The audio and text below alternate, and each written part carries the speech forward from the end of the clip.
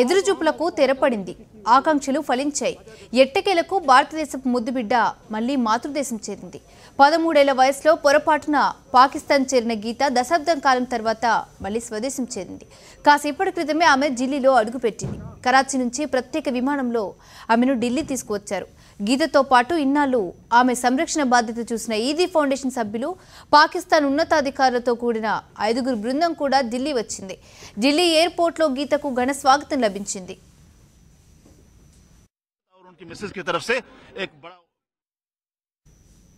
ఇక ఇదే అంశానికి సంబంధించి మరిన్ని డీటెయిల్స్ మా ప్రతినిధి వెంకటేశ్వర్లు అందిస్తారు. వెంకటేష్, చెప్పండి, గీత గురించి మీ దగ్గర అప్డేట్స్ ఏంటి?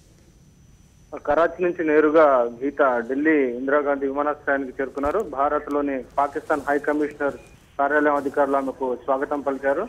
ఆమెను ఈ రోజు ఎయిమ్స్ ఆసుపత్రికి తీసుకెళ్లబోతున్నారు. ఎయిమ్స్ ఆసుపత్రిలో ఆమెకు రక్త పరీక్ష నమూనాలు తీసుకోబోతున్నారు. డిఎన్ఏ టెస్ట్ కోసం ఈ రక్తాన్ని శాంపుల్స్ తీసుకుని ఆ తర్వాత 10-15 రోజుల తర్వాత డిఎన్ఏకి సంబంధించినటువంటి ఫలితాలు వెల్లడేటువంటి అవకాశం ఉందని ఎయిమ్స్ డాక్టర్లు చెప్తున్నారు.